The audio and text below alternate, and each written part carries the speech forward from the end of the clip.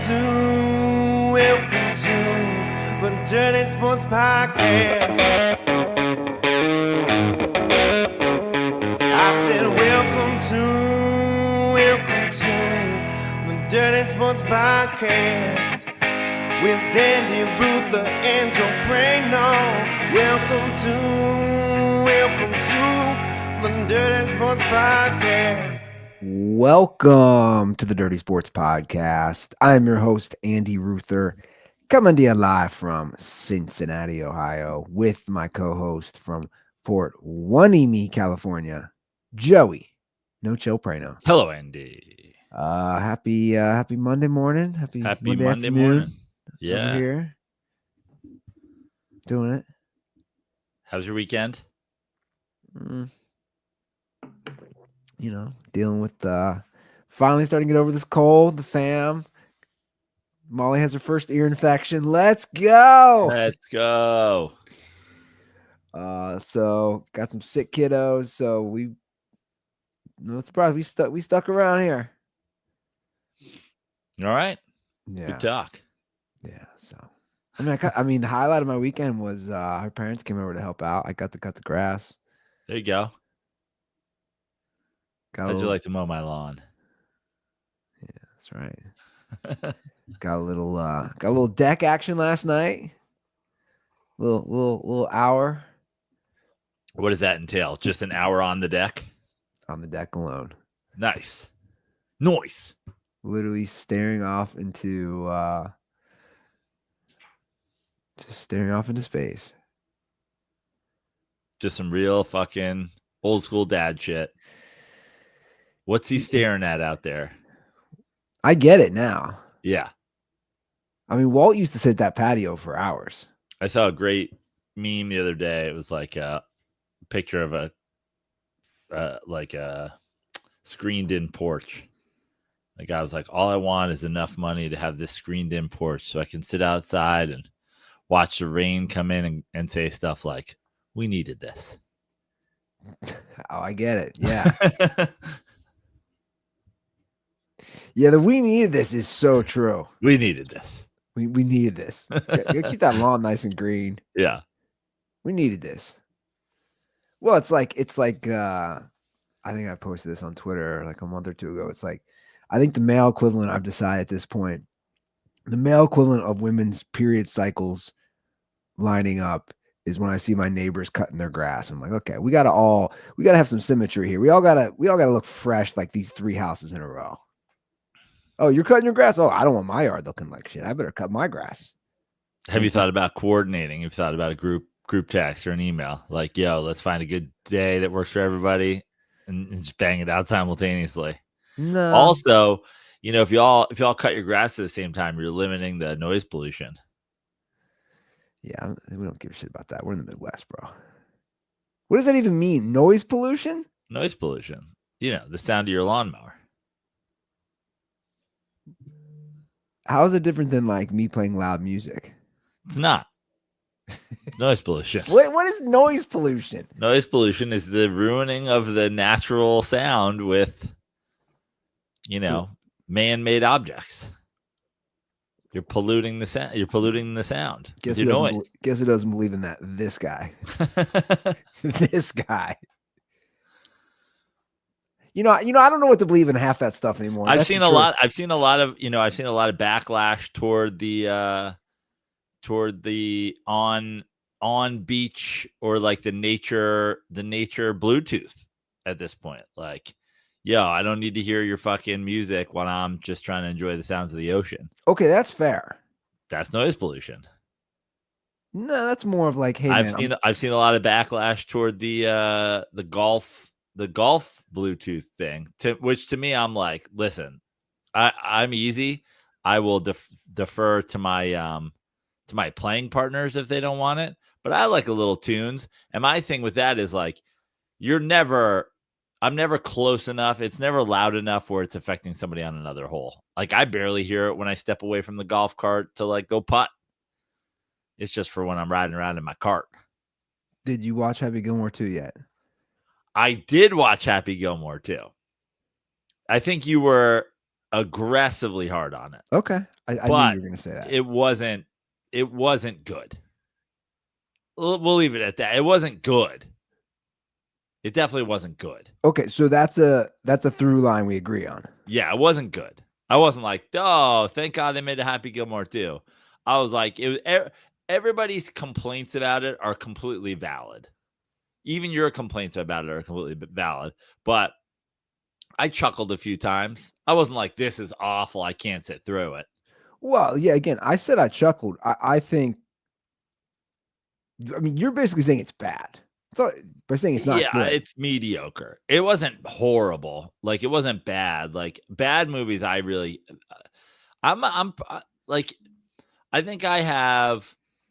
think movies for me are like pizza.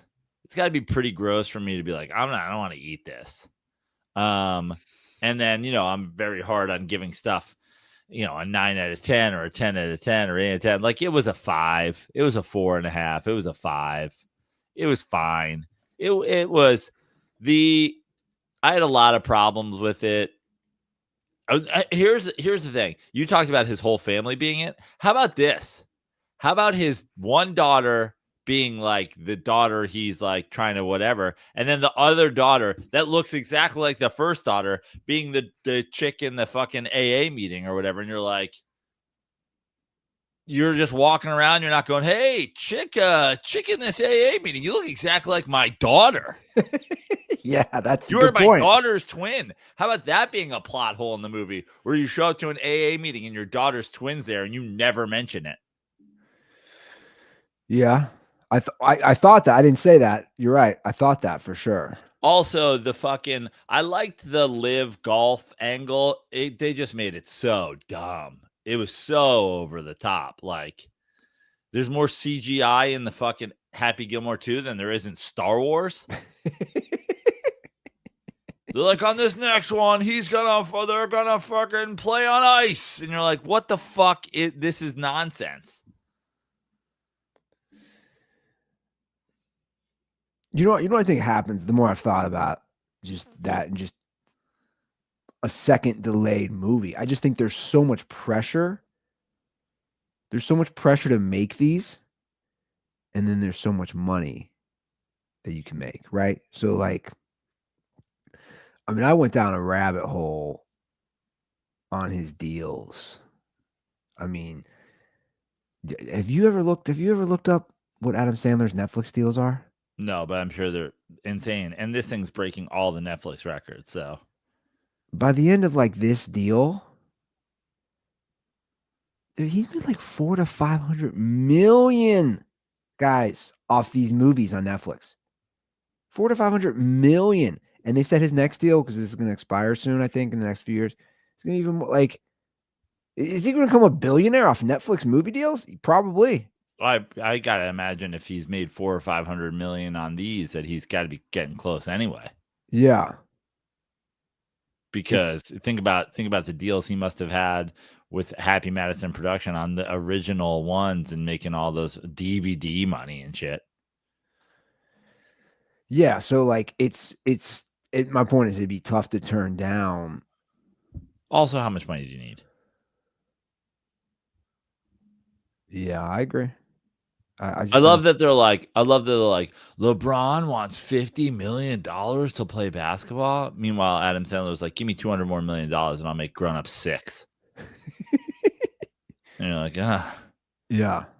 Yeah, and I love Sandler. That's the thing. I got nothing bad to say about the Sandman.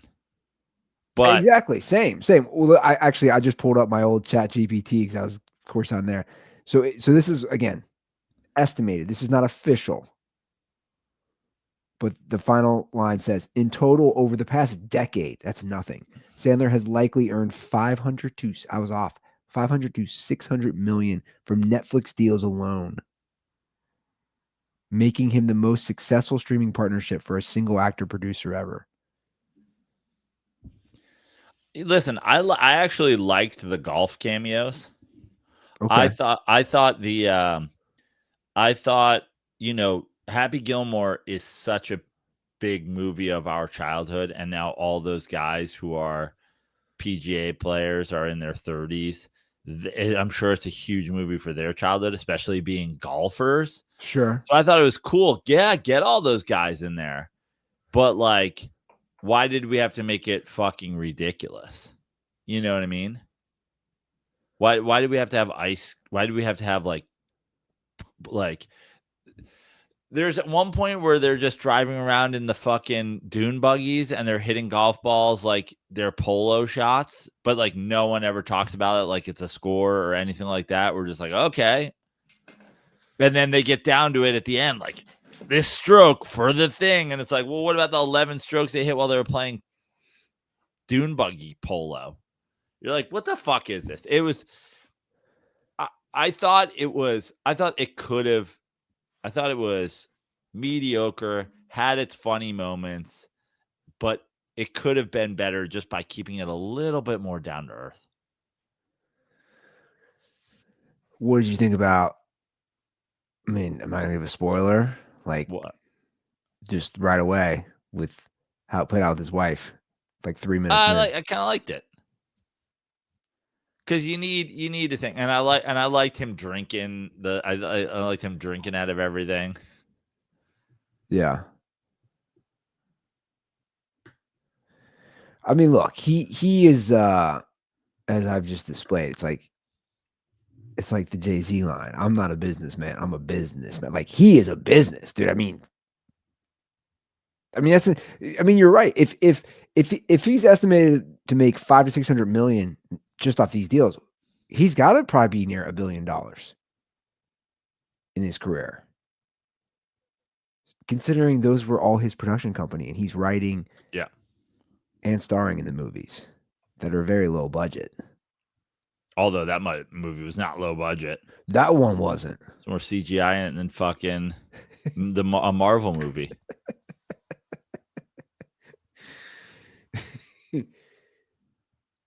Yeah. Of course, when I saw Eric Andre, I was like, oh, cool. Every time I see your face, I just think of my head being cracked open on a sidewalk in downtown Los Angeles.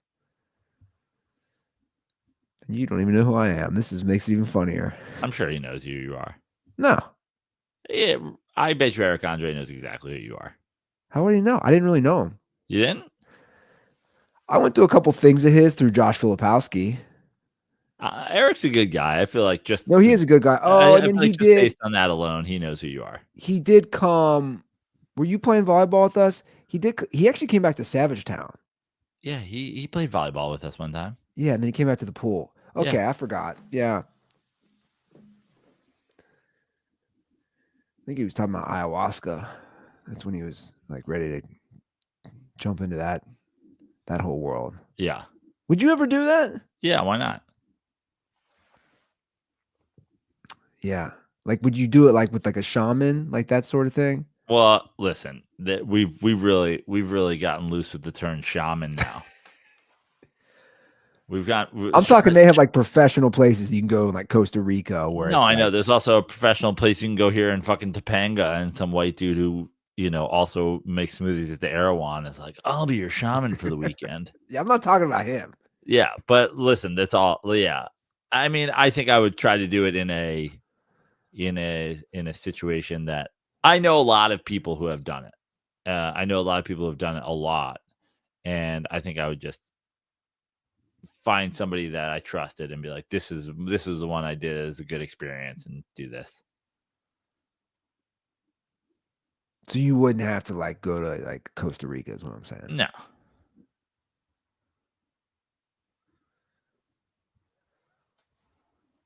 Where would be the worst place to do it?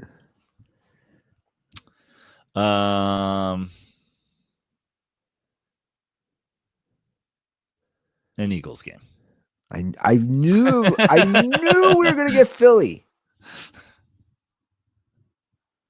Although maybe not. Maybe if you're just puking and having a fucking full meltdown, they're like, yeah, I fucking had a lot of Yinglings. This guy's great.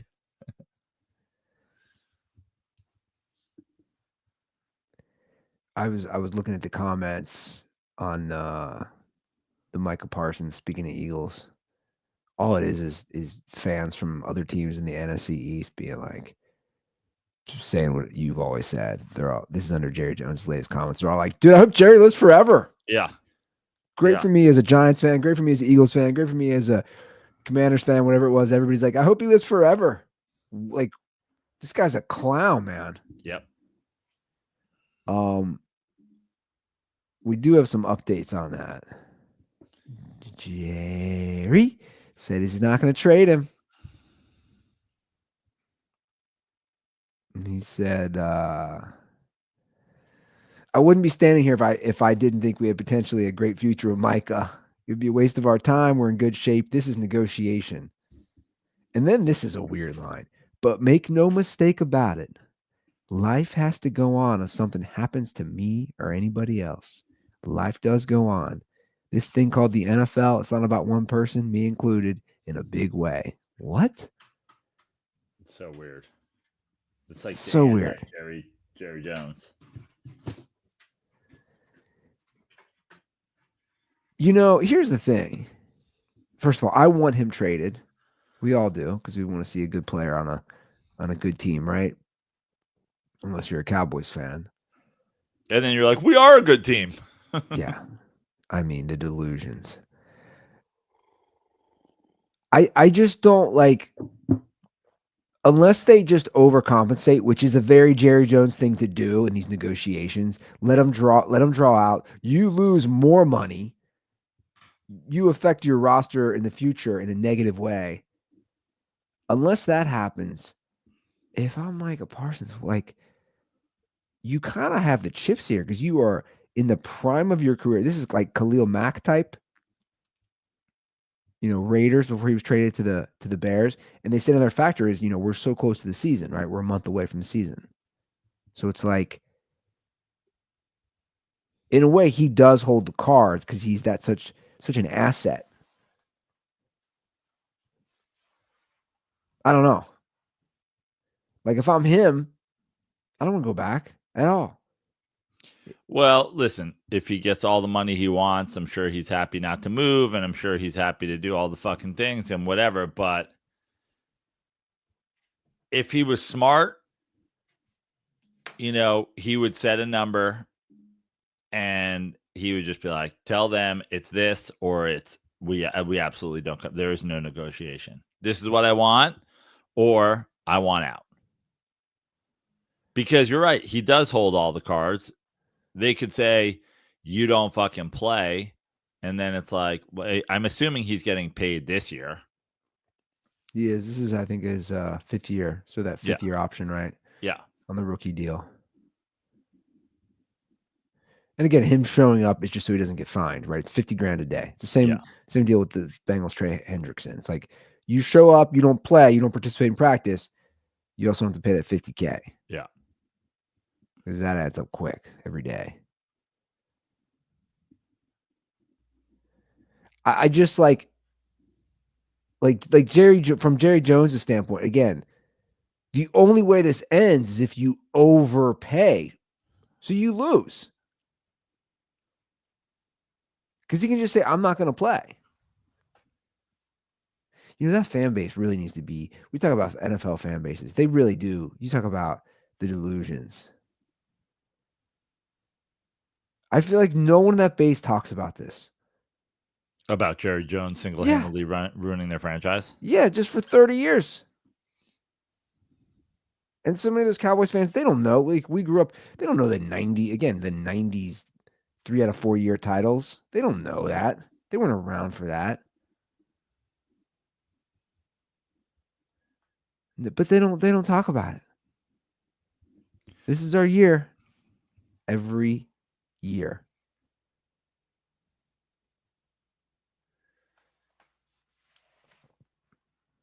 I saw a couple trade scenarios, just like spitballing. One was to the Jets, and I was like, are we serious? Are we serious? Can you imagine if that happens? Then he's like, fuck. Should have just played with the Cowboys. 3 worst teams you wouldn't want to play for. If I was Micah Parsons. Or anybody. The Jets, the Browns. And who's the third, exactly? The Jets, the Browns, trying trying to think for sure bad, not going anywhere no time soon.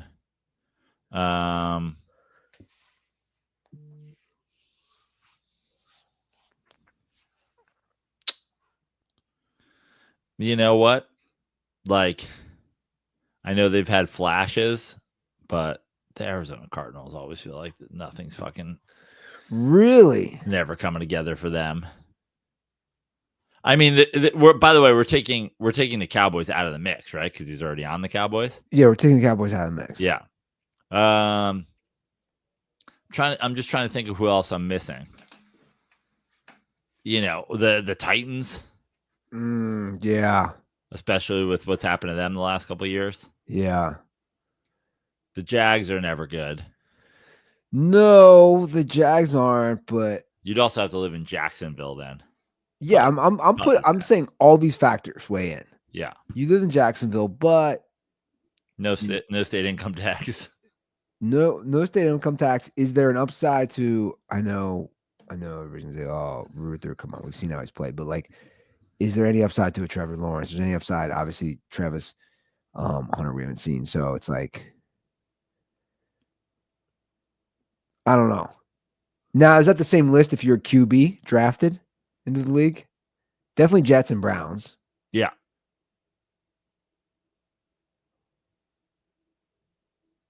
I mean, the Titans got to be pretty high on that list then, right? They really are. With their fucking They got a Pop Warner head coach. Talk about a downgrade from Mike Vrabel. Who wins more games this year, the Patriots or the Titans? It's going to be the Patriots. Oh, yeah.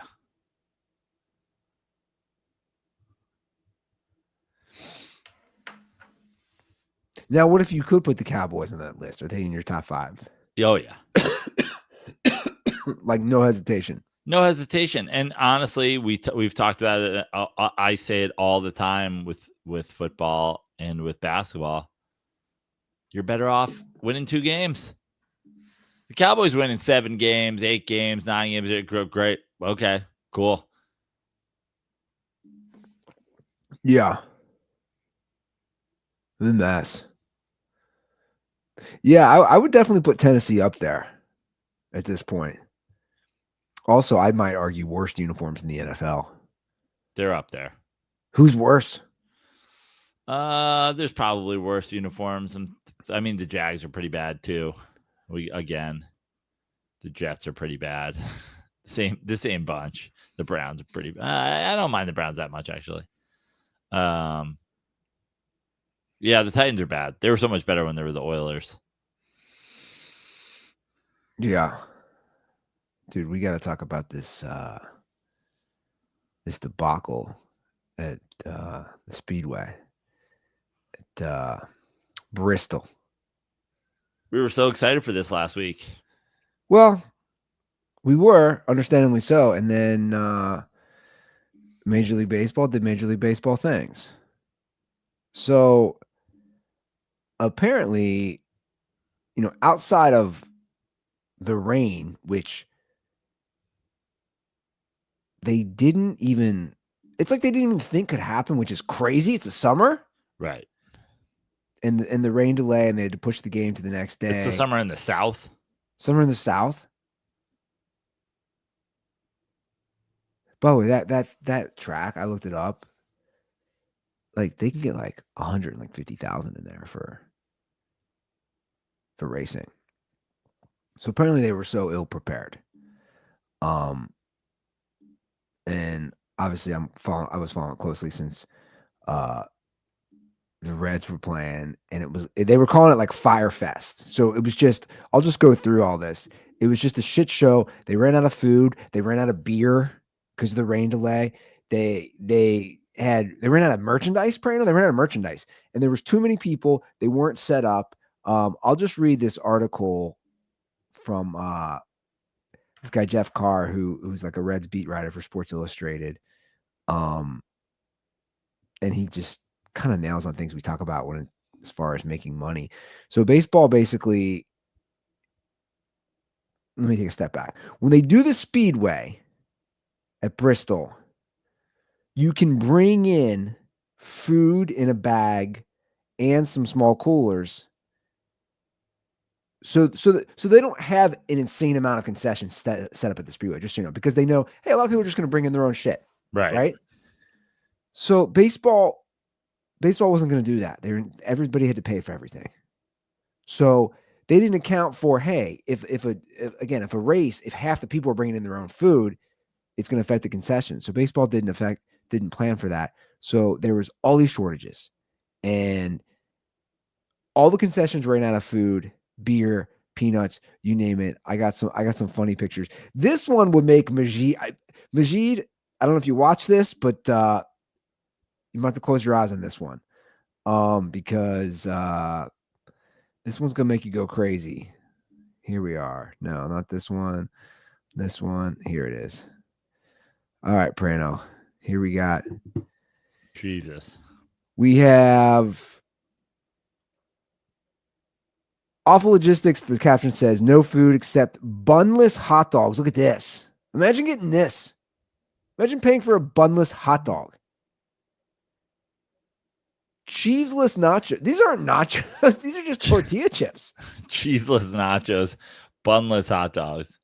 Bunless hot dogs are just a dildo that you can throw at WNBA games. Cheeseless nachos. Look at this. Look at this. Potato-less fries. Yeah. You're like, wait, what? So apparently, like, everything was a debacle. Like, you couldn't even just like getting to your seats. Here's a video from somebody that like went viral. Well, as you've probably been able to tell from home, Bristol is pretty much a washout. It has been a train wreck here, from the front gate to getting to your seats. Everything that could go wrong has gone wrong at the Speedway Classic. We're going to break it down maybe tonight, maybe on Monday. Who knows when this game's going to be played. Right now, as you can see, there's water falling from everywhere. Nobody's happy. So apparently, like, you weren't even protected under the stands. So it wasn't just the food. It wasn't just running out of everything. You couldn't even get to your seats. There was, dude, I was reading reports in this article saying that they'd have like one vendor, one beer vendor, an entire section in between gates 3 to 4, which was thousands of people. He was swamped and overwhelmed. The same writer says, I waited over 45 minutes before the game even started, which was at 4 p.m. The game was supposed to start at 7. I waited over 45 minutes to get some barbecue. And then later during the rain delay, I waited an hour and a half in line for coffee. Bro, why are you waiting an hour and a half for coffee, first off? But like, you okay, dog? I agree. 15 minutes in, I'm like, fuck this coffee. I've driven over the curb at a Starbucks because the drive-thru took 10 minutes. I'm like, I'm out of here. Fuck it. Yeah. No, I agree. So apparently, here's what MLB had set up. They had a few food trucks. Should we go to Twitter? I know break out the Monday drinking game. Should we go to Twitter and see what Braves fan and Tennessee resident Clay Travis has to say about it? I have a feeling he didn't weigh in. I have a feeling this has been ignored. I have a feeling this has been ignored entirely by the great fucking dickhead. I actually am curious on that. Did he weigh in? Big Tennessee guy, big Braves fan. Everything in Tennessee is better. Can you imagine if this happened in California, Andy? How many tweets over under if this had happened in California? 450,000? 500,000? Has he weighed in at all? Drum roll, please. I'm scrolling through. What's today? Today's the 4th, so that would have been the 1st. I don't think he did. Oh, shock me. With, another brilliant prediction by the amazing Kreskin. I mean, unless I'm missing something, he tweets a fucking shit ton. Jesus Christ. Yeah. He once waited 13 seconds at an In-N-Out in California for a burger, and it was because Gavin Newsom doesn't know how to fucking run drive-through lines, and this is why the In-N-Out should move their headquarters to Tennessee. Then you try to play a single baseball game in the state of Tennessee. It is a fire fest, and I'm assuming it's a lot of Sydney Sweeney's tits have the American Eagle stock skyrocketing or some bullshit. Yeah, he's also big on the dildo gate, which shocked me. Bothers me because I'm in on the memes. He's kind of taking some different angles. I'm in on the funny memes. He did not comment. Oh fuck! That was Vegas takes a bath again. Yeah, it was a mess, man, and apparently, again, from every angle, baseball just was not prepared. And the question that I've seen from a lot of these writers and reporters who cover these teams and who were at the game for both the Reds and Braves, that's what they're saying. They're going, what we don't understand is baseball knew you were going to have 90,000. You knew you can't run out of merchandise. You can't run out of beer. We talked about it the other day. It's like, this is great. And then of course, every Major League Baseball can take any good idea and ruin it. Yeah. So they realized, yesterday's makeup game, which they should have done from the beginning, they said to everybody, oh, you can bring your own food today. So they put back in what the Speedway has in place for all their events. Yeah. Also, you can sit on the infield.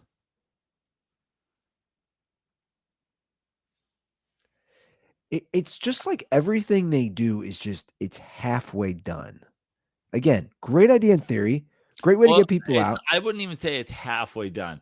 You nailed it with great idea, right? It's a great idea. Great idea. That's what they have. They have ideas. They don't have plans. They have ideas. Yeah.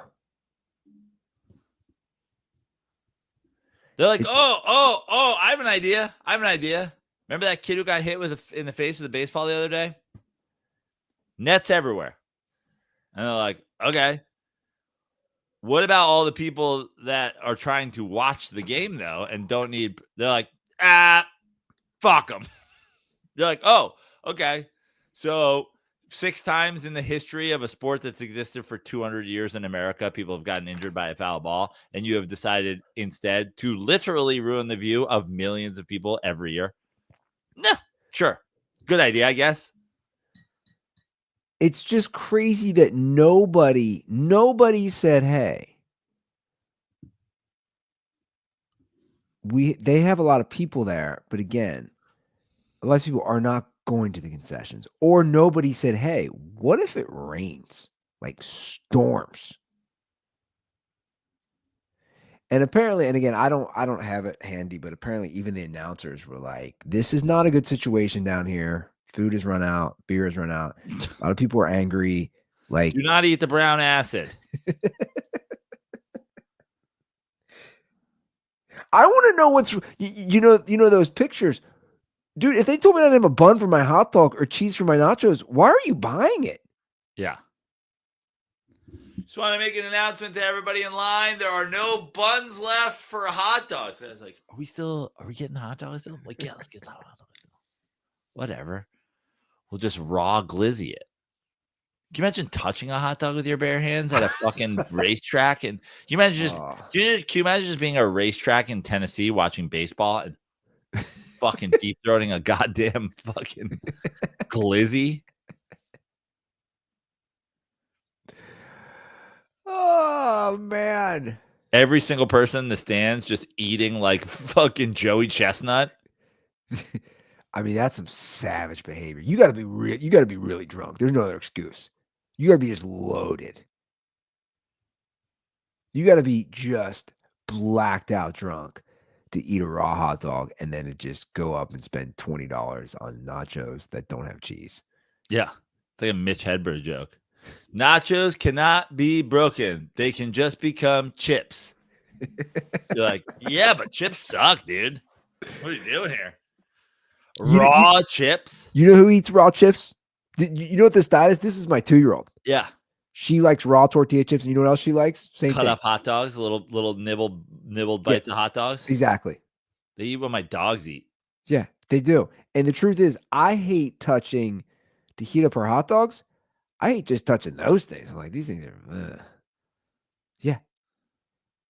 So that guy, while I appreciate you posting it so we can talk about it, you got to really evaluate your life's decisions, man.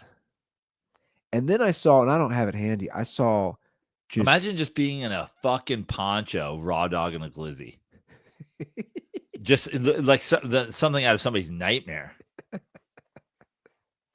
Oh, the texture. I was really tired and I took an afternoon nap and I was half awake when a large wet figure appeared at the bottom of my bed in a fisherman's poncho, raw dog and a double fist and glizzies. Oh, something out of fucking I Know What You Did Last Summer. I Know What You Did Last Summer. Tried to have a baseball game at a racetrack in the South. I think that's in the new, I don't know if you saw they remade it. I think that's in the new one. They remade it. They remake all these. Yeah, classic baseball. Just and I put the game on yesterday, and it's just like, of course, it's like half full now, and people are just bummed, and you just took the air out of an event, the first ever professional game in Tennessee. And like that, I didn't know if you look up, I didn't realize Bristol was actually still the president of football operations for the Titans was like, I don't know, looked like a great event to me.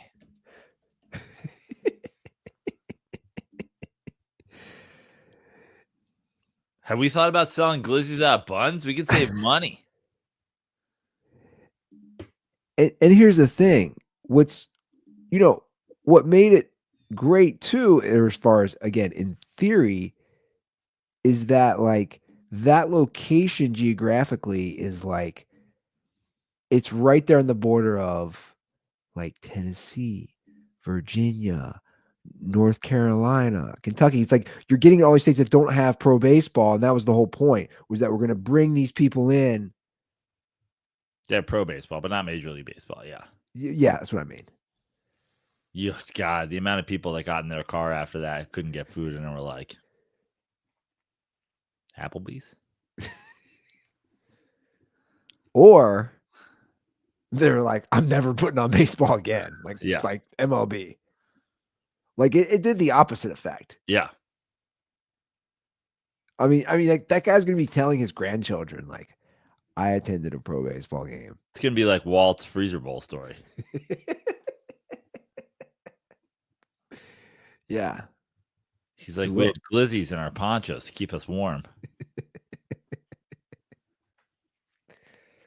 I saw, I don't have it. I couldn't even drink a beer, mostly because they didn't sell them because they were completely out. Yeah. And I saw, I don't have it handy. I didn't bookmark it.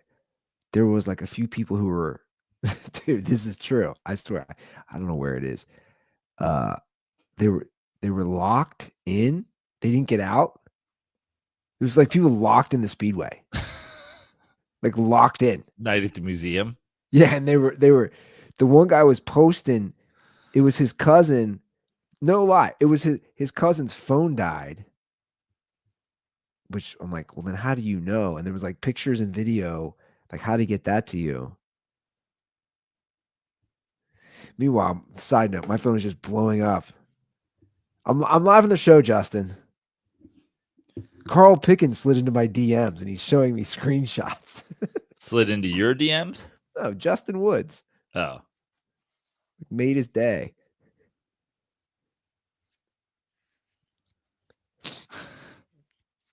Yeah, he's just texting me individually, like Carl Pickens in the DMs. His love of old Bengals wide receivers.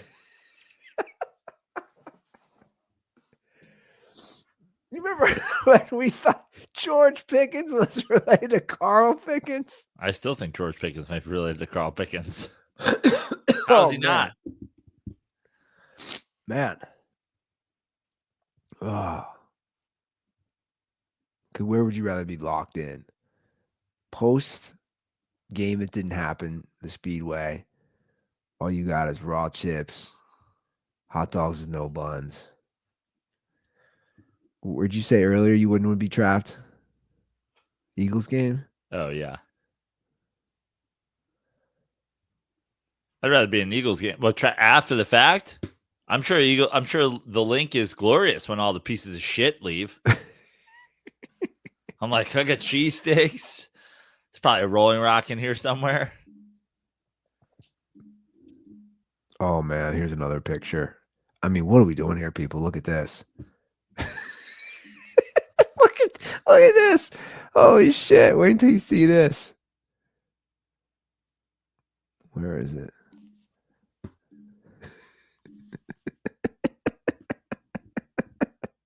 That's insane.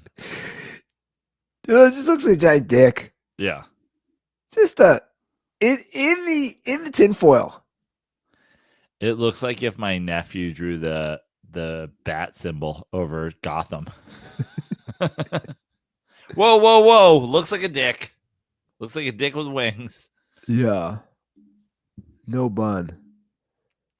How do you think I mean, no car nachos, no helmet nachos. How would Majid handle that if he Can you imagine Majid going, he's like, I'd like a big stock car helmet full of nachos. And they're like, okay, well, I got news for you. We don't have helmets. We don't have cheese. We don't have jalapenos. We don't have beef. We don't have sour cream. We don't have any containers whatsoever. How does hand chips sound? All of a sudden, Majid's going from eating fucking nacho, like a nachos grande out of a helmet in beautiful sunny LA, to eating like a Dickens character with like fucking a handful of chips that are getting rained on. He's got his hat covering his head. Sir, is there a covered place for me to eat my chips? Sir, can I get an extra chip, sir? Sir, is there some sort of underground part of the Speedway where one could stay dry while they eat their porridge? You have wet chip gruel in your hands. Oh man. You know when you leave chips out like too long at a barbecue and then I just imagine that's every chip in Tennessee. It's just the already stale chip. They come pre-staled. I actually like Tennessee as a state. Like it's a pretty state. I see you're not saying it. You haven't spent much time there, have you? I've been in Tennessee. Nothing stands out to me as especially. Well, you have Nashville, you have Knoxville, you have the Appalachian Mountains. Like I've been to Memphis. I haven't been to Nashville. Dollywood, you have Smoky Mountains. Like now this part I'm not familiar with. Like I'm just saying, I think driving through there, it's a pretty state. Now Nashville at this point to me is like it's kind of jumped the shark. I don't know if that's the right term there, but it's just like it was like the cool thing. Now it's like just too over pop. Bachelorettes and fucking cowboy hats. Yeah. Side note, speaking of that, Nash Vegas. Yes, Nash Vegas. I've seen a lot of bad things. I've seen a lot of bad things about the actual Vegas lately too. Side note. Oh, Vegas is my mom and my sister routed through Vegas on the way to Tahoe. Nightmare reviews. Apparently nobody's going anymore. Yeah. And because of that, they're jacking the prices. The quality's terrible. No one works anywhere. Yeah, I saw a tweet. You know how once you get going, and I liked a few of them because I have a lot of interest just from living there, and then of course being close. But I get fed a lot of this stuff. And I was telling my buddy, he's like, dude, it's insane. Like all the numbers, nobody's going because resort fees, parking, like they just shit they used to never charge. Yeah. But it's a catch-22, right? They have to charge all that shit because no one's going. And no one's going because they charge all that shit. Yeah. It's sad. Yeah. I think it all changed when they started charging for parking. That, you know, when I lived there, that was always the thing. It was like You go from one to the other, you get in your car and just boom, boom, they're boom. just saying bounce around. we're gonna just kill you on the gambling. Like, we don't Yeah. need to charge $20. Oh, or not charging for anything, essentially. They weren't. Giving away hotel rooms, giving away fucking meals, giving away drinks. They're like, you're destined to spend more because you don't think of it in the same way. You'll give us $25 in a fucking hand of blackjack without even thinking about it, because there's an opportunity for you not to give it to us, there's an opportunity for you to potentially win it, even though no one fucking does. But you pay $25 per parking. You're like, fuck this. Yeah. Or like when I was a local, and obviously I'm not a big gambler, but I'd bounce from casino, you know, I'd be drinking. I'm going to all the different bars down there, the clubs, just spending all that money. I'm not worried about parking fee. Fuck that. Also, obviously, gambling is legal. Like, I mean, that is the question. Like, what is the allure at this point? I understand it's Vegas, but Vegas sucks. Vegas has always sucked. Like, they'll allure, if you're not going for the gambling and you're not going for the boozing and you're not going for the whatever, like what are you going for, the heat? Like when you say it's Vegas, like that is Vegas. yeah, well, that's my point. It's become everything. Everything these days. I mean, it's 24/7. Everything these days is the same thing. No one wants to do anything. Like the idea of going out for a night, like I was talking about it the other day, going out, going to a concert, going to a game, going to whatever. Now everybody just goes, I'm going to do this once a month. It's going to be the big to-do. So it's like now people are going to go to Vegas for the Sphere to see the Backstreet Boys, but you're not going just to like go to do a thing. You're just going for a weekend. You're not just going because this is happening there or that's happening there. Oh, we should go for the weekend and then we should go see this show that's a residency. It's like, no one does that shit. And then what it ends up being is like they cater everything to those people who are going for this massive experience. And now, unless you're staying at the fucking, you know, the Wynn or the Cosmo or the Aria or whatever. Like my mom was at Caesars and she was like, it was awful. But see, that's a problem. Yeah, that's a problem. But it used to be, again, we get to the same thing that is happening all over America. There's no such thing as a middle class anymore. So Caesars, which for a long time was obviously a premier casino, but then they rolled out, you know, Bellagio, and they rolled out the new ones, and that's always going to happen. And those high-end ones get slid down a tier. But now they're like, fuck it. There is no middle tier. If we're not overcharging you for this luxury experience, it goes right to low end. My mom was like, you can't get room service at Caesars. What do you mean? They do not bring you food. Like, that's not even an option. Not an option. That's insane to me. Because even Caesars. Now there's a thing for all the Caesars property. You can do like Caesars Eats, which is basically like Uber Eats. And I'm sure it's made out of, but like you can't call down to a restaurant or call down to just room service, have them bring up a fucking cart with a thing on it, and you sit there and you have a fucking meal. Like, remember when you go to a hotel? It used to be hotels had room service, motels didn't. Yeah. That was my jam, man. I loved Caesars. I loved hanging out there. The vibe, the history. My mom said it was awful. You know, everything about it. They had some of the coolest nightclubs, the best restaurants. Obviously, I worked there for a year. It's like everything about Caesars. You know, they're in so many different movies. The historic Coliseum there, where all the different residencies have performed. I've seen so many good shows there. That sucks, man. Because when you used to walk into Caesars, even whatever the last time I went to Vegas, which was, I don't know, 6-7 years ago, it's like you had a nice feeling to it. Yeah. Apparently now they don't. No. Did they ever get the guy off the rooftop at Caesars who's stuck with his mattress? Oh. It was Caesars, right? Yeah. From Hangover. Okay. Is it? Did Julius Caesar really live here? What?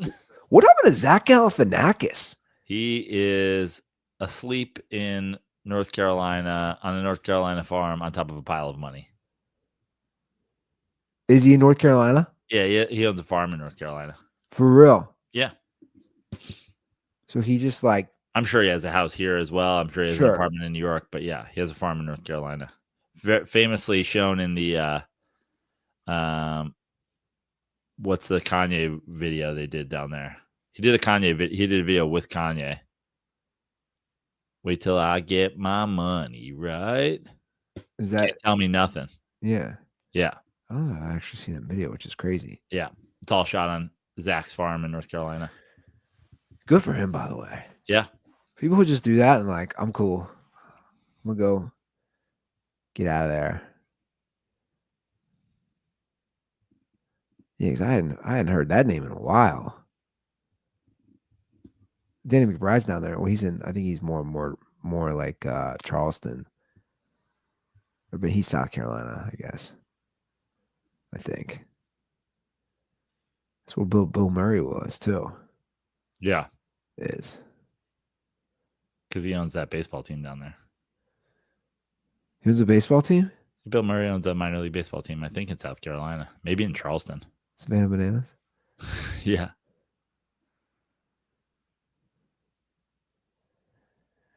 That's what they should have done, dude. The game was rain delay. Just bring out the bananas for slip and slide. Honestly, you know what would have been better? Just giving everybody bananas. That would have been even just, some of these people were dying. Potassium, bro. Yeah. Forget the Savannah bananas. How about just Chiquita bananas? You guys want to see the Savannah bananas? Like, we just would like a banana. All right, we have one banana a section.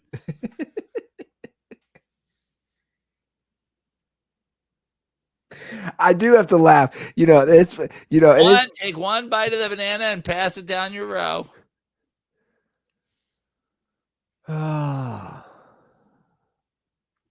Fucking baseball, man. They're just messing it all up. So more dildos are being tossed out at WNBA games, man. This is like CEOs getting shot. They gotta stop promoting it. Well, they gotta stop talking about it in hopes that it doesn't fucking catch fire. Well, Sophie Cunningham tweeted, "Stop throwing dildos in the court. You're gonna hurt one of us." I mean, I'm looking at that. That is 18.1 million views. So, not helping their cause. I also find it funny. When you do something at like an NBA game, they'll be like, "You're banned for life." Like life. Like who was recently banned? We were talking about. What was the story we were talking about? We're like, did they deserve being banned forever? Charles Oakley was banned forever. No, it wasn't NBA. Was it baseball? The young. What was the story? Yeah. And we were debating like, oh, you're just a dumb kid. Yeah, he screamed something or. Oh yeah, he yelled at the dudes whose mom died. Yeah, he was banned for life. This shows the state at WNBA is a little different. They found the fan who threw the first sex toy during the game last week, and they were arrested. And it was a woman, and she was sitting in the 14th row, so they gave her a lifetime contract because they're like, "Wow, you're more athletic than anybody out here." They will face a minimum 1-year ban. Wow. Okay. They got to be careful with not banning them for too long because it would be awkward if they ban them for longer than the league exists. They're like, remember when that guy got banned for 5 years and 3 years later the league folded? He was banned from the WNBA for 2 years after the league existed. That's true. Dude, I saw some more insane stuff. I was reading this thing. It's more insane like Caitlin Clark stuff. Since she joined the league, Merchandise sales have soared 601%. The viewership for her team, Indiana Fever, is up 170%. That team's value has tripled. The League Pass subscriptions for WNBA League Pass is up 366%. App engagement, 613%. And she's already made 11 million on endorsements. It really is insane. Again, and I know she's been hurt a lot this year, and I know if you look at the numbers, some of those like young players, I think that Paige Bucher's girl is playing pretty well. But it really is insane just like since she joined. But realistically, if they're going to keep tossing green dildos, I'm going to keep paying attention. You can bet. I don't know if that was a joke or not. You can On the bet. next color of the dildo. Yeah, and in the next color when somebody would do it. Never getting paid on that bet. You bringing up Coldplay, aren't you? I'm just saying you're never going to get paid on that bet because if you could just make that bet and then go toss a dildo. Yeah. Have you seen any of the memes, man? Dildo memes? Oh, they're so good. I haven't seen a ton of them. I'm not on Twitter much these days. Every time you say that, I don't believe you. I'm not. I wish it wasn't true. I feel like I've missed a lot of stuff. One good thing about wedding week is I was just too busy to be on social media, and it's been nice. It's been good to like every time I think about going out, I was like, oh, you didn't do it for like 10 days. Maybe just don't open it. I'm looking right here. You tweeted yesterday. You tweeted yesterday. Well, let me just tell you. You tweeted twice yesterday. Yeah. That was the first time I was on Twitter, and I don't even know how long. He says I'm not on. It's funny. Well, here's what happened. I'll tell you here's what happened. I went on, I was post. I'm like, if I have these thoughts now, I fire them out on Threads. And who's on Threads? I don't know. Lots of people. I started doing Threads for Gold Star, and I'm about 2 months in. Just nobody told me to, but I was like, yeah, what, like no harm, no foul. We're just trying to put stuff out there. And that's why I'm asking. I was like, is anybody listening to me? Is anybody on here? What's weird about Threads? Here's the thing. Here's the thing of Threads versus Twitter. You remember back in the day, you'd have some shit that popped off on Twitter. It's like that never happens anymore. And I understand that I didn't buy the blue check, so all my tweets just go into the abyss or whatever. Like, when's the last time you put anything on Twitter that got any traction at all? The Shador, I said that they were going to draft Bernie Sanders before Shador, and it got like it like went viral, which I was like, that was the last one during the draft. But it's tough. It's really tough. And I was posting on Threads for a while and nothing. Like, it was like I had 1,000 followers or whatever, so no one was seeing shit. And then recently I've realized like about every fifth or sixth one gets shared across the board. So now what I do is I post some shit on Threads, and then I just copy and paste it, and I copy and paste it to, our Substack notes, and I copy and paste it to X, and I copy and paste it to whatever. And then I never think about it again. But the other day I copy and pasted my Tyler Childers thread to X, and then I was like, oh, well, I'm in here, I should look around. And then of course I was just like, yeah, here we go, same old bullshit. So I fired off a quote tweet to another fucking, pay for their blue check fucking MAGA shit dick, and then I closed the app for a month again.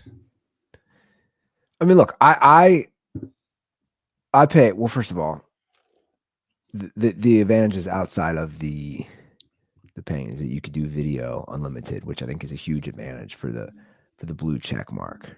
But again, like, my algorithm is so locked in now. Shout out to DJ Sizzle. He knows, because we can't stop sending. He sends me Instagram, and I'll send him Twitter. The Pedro Pascal memes and vids. I don't know if you followed that. The anxiety. No. Oh, it's so funny. He basically said, like he gets bad anxiety, so he's like real touchy feely, and like everybody was mocking him, basically on Instagram and Twitter. They're like, wait, what? Like, so there's all these videos now over the years and even more recently where he's like so touchy feely with his co-stars, but it's only women, and they're like, wait, you get anxiety, so now the memes go over tops, and it's just videos of like of movies and TV of like somebody getting banged, and and it's all like when Pedro Pascal's anxiety kicks in. And I'm sure you'd agree, like I've never in my entire life ever heard like, what, you get anxiety so you're all touchy feely, like you're also an actor on camera, is my argument, like all the time in front of people. Doesn't mean you don't get, like, people get anxiety, I get it, but like you only touch the female co-stars. And like there's somewhere that you're like, this is really creepy and aggressive. Well, there's a lot of theories that he's gay, right? Well, and that's part of it.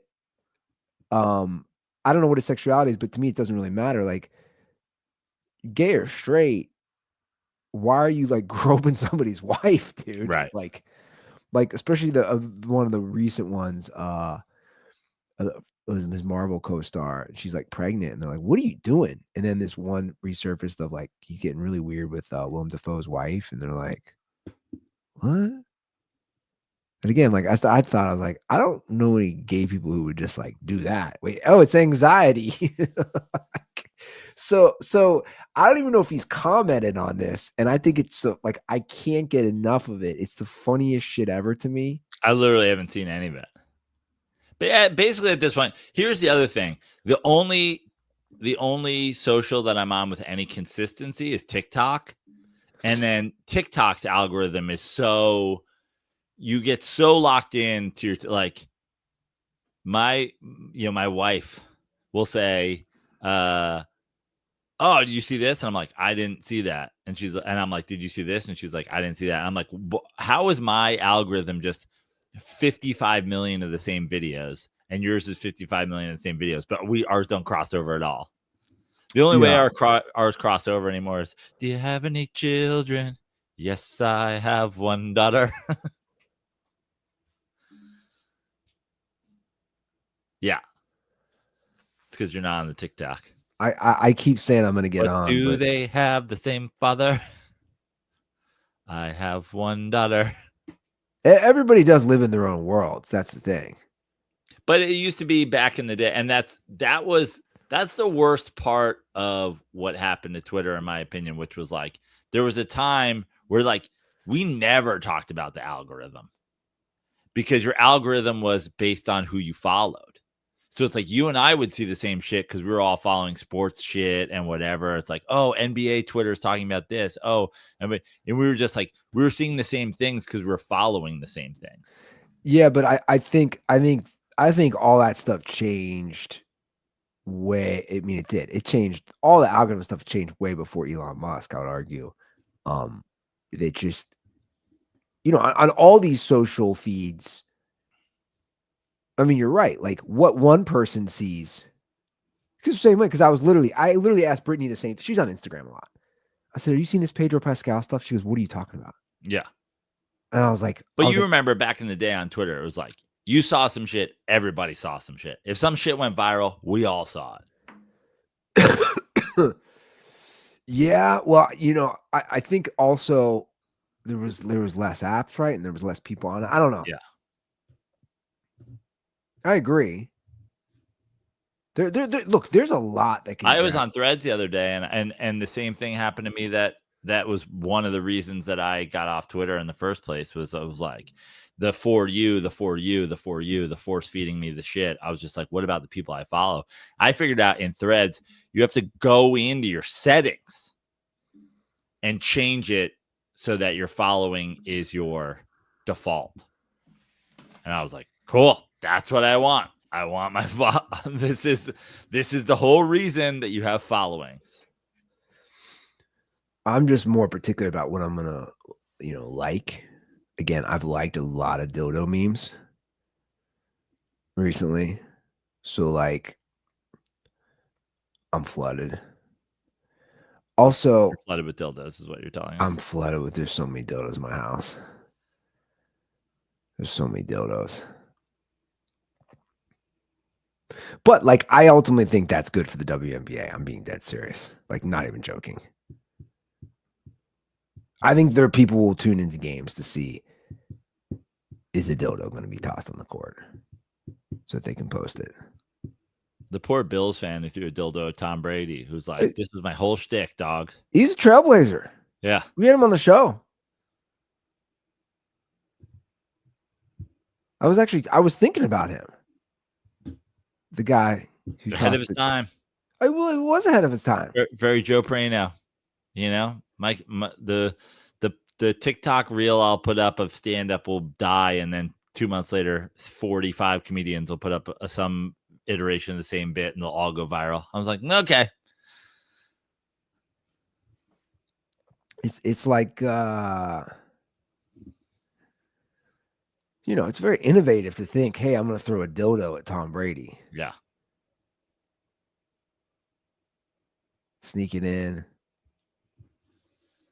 Chuck it. And that's when the Bills sucked. Right? That was like pre-Josh Allen. Yeah. Maybe he's featured on Hard Knocks this year. It's Bills. When does Hard Knocks start? Tomorrow. Tomorrow. I'm geeked. I think I so. know you are. You always say that. You say that every year. This is the annual day before Hard Knocks debuts. Andy Ruther is geeked mention. Cut to tomorrow. You're like, I don't care. No, because they're good. Yeah.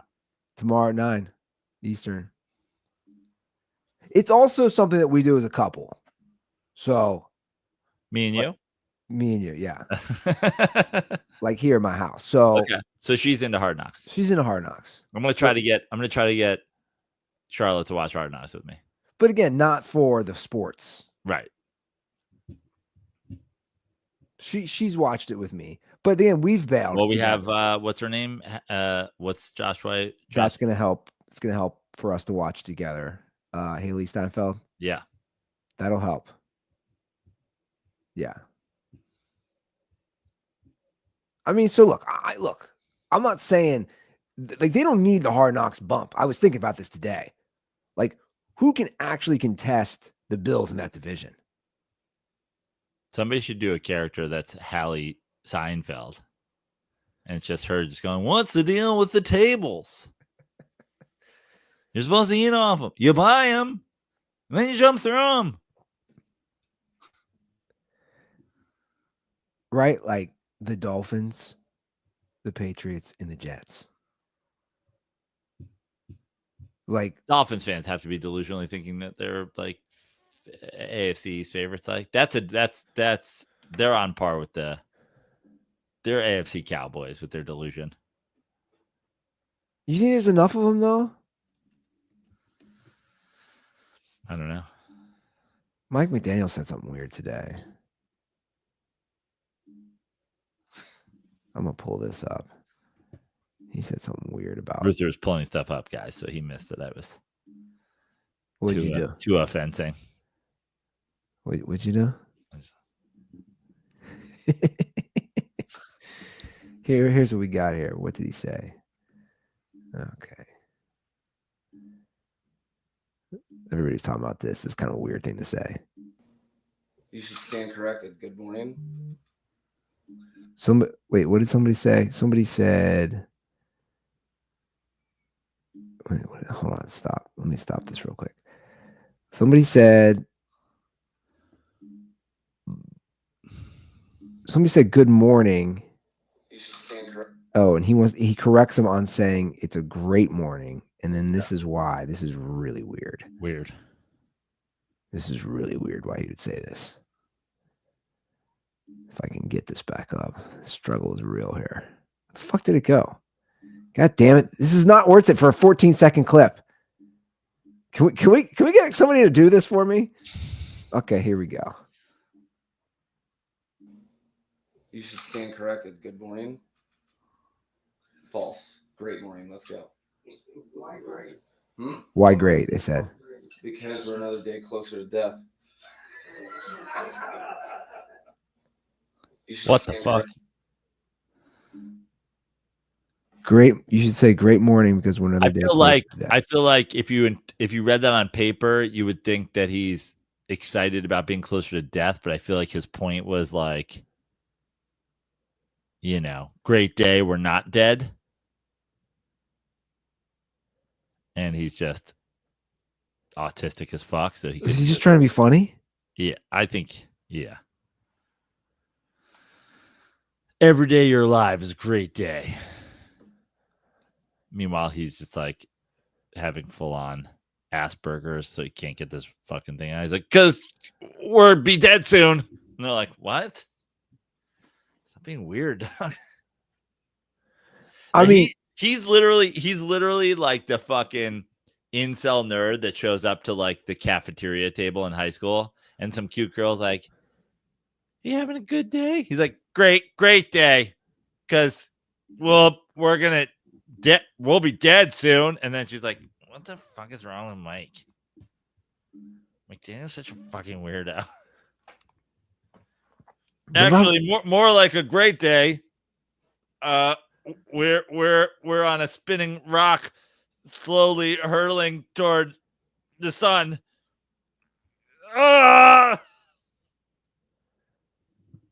you remember how hyped people were for him? They thought he was so cool. Like that was the moniker he was getting, cool. And he's hip. And he dresses fresh. And he went on McAfee and he swore a bunch. Oh man, this new coach for the Miami Dolphins.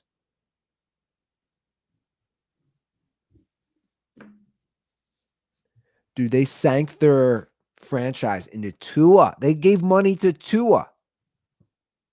The Tua contract is on par with the Dak contract, in my opinion.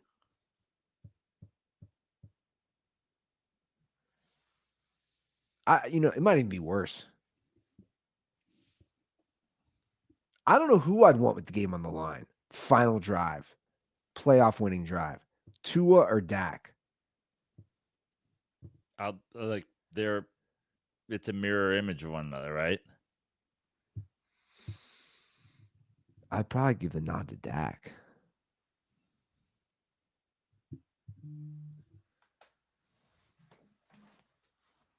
But again, nobody's touching the Bills, man, in that division. Nobody. Not Justin Fields?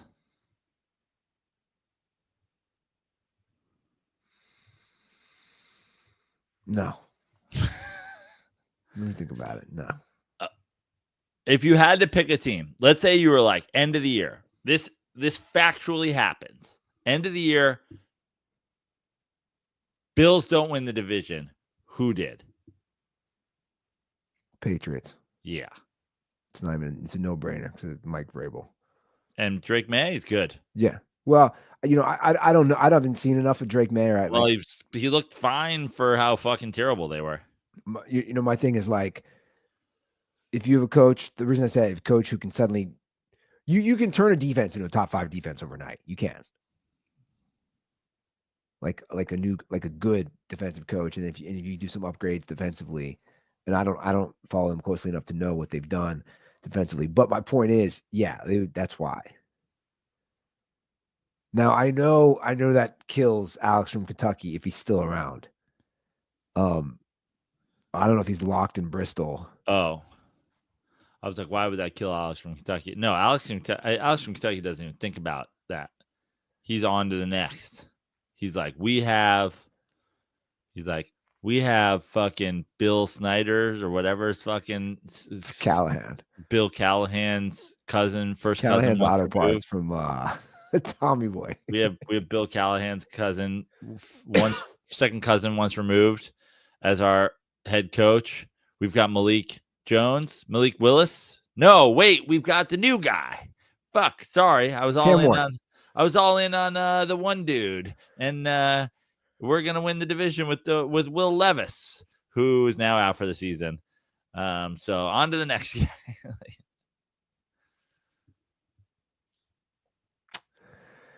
It's here, man.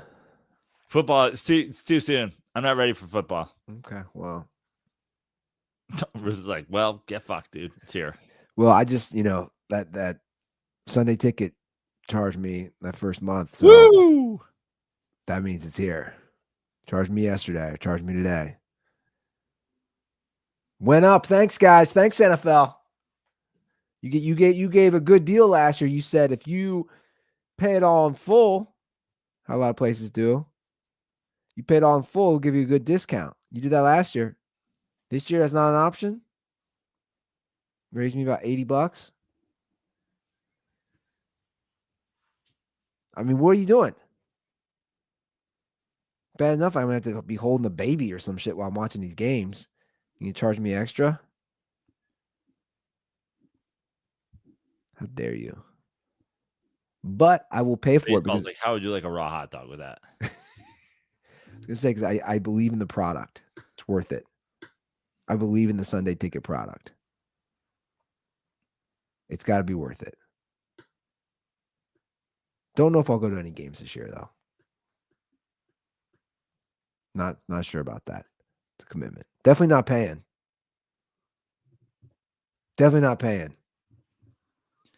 For me, with football now, I almost like don't want to, unless there's like a built-in experience. Unless there's a built-in experience, like it's not baseball, so I don't want to. Like I don't need to see a stadium. You know what I mean? Let's say the Giants. Like I don't know where the Giants play this year, but like if the Giants played in Lambeau, I might try to go. The Giants are actually in New Orleans in early October. I was like, that'd be fun again. We already went to Jerry Dome. I don't have to go back.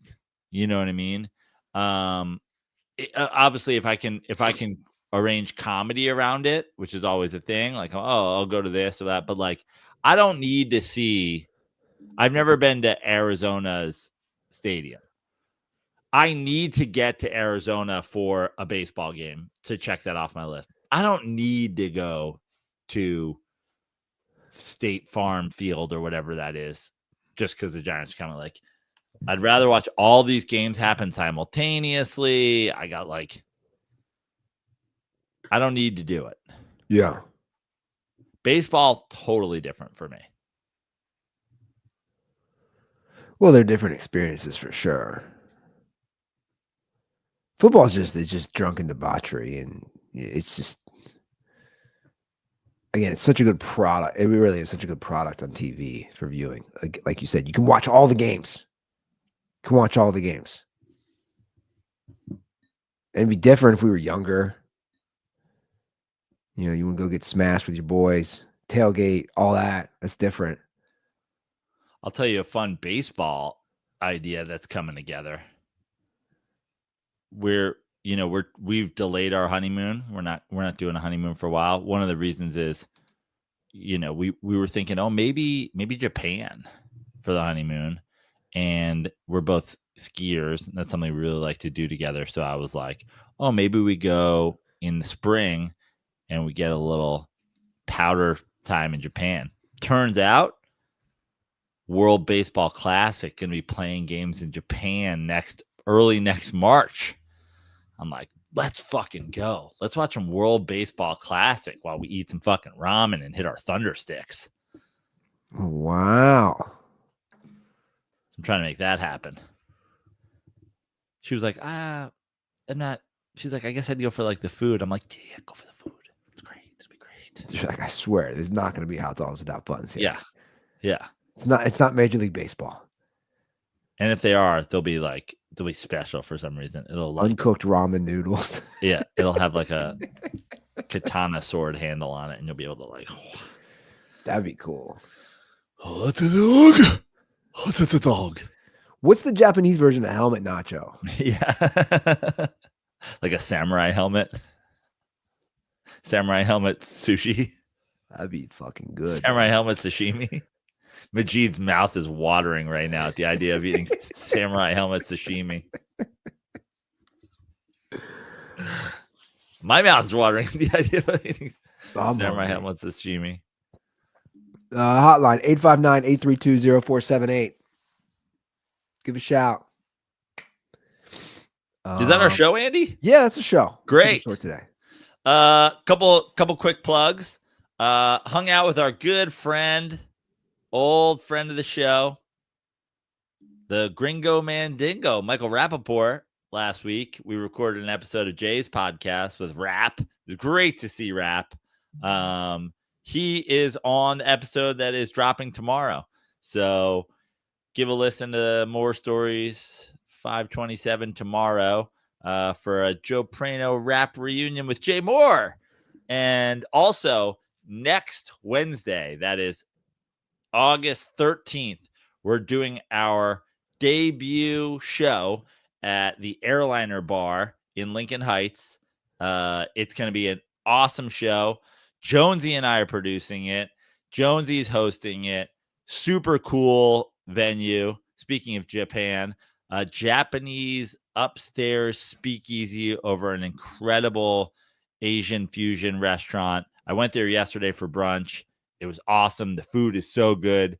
Come early, eat, come upstairs after. Great show. Lachlan Patterson's on. Chris Fairbanks is on. Catherine Blanford, Felicia Folks, Saul Trujillo.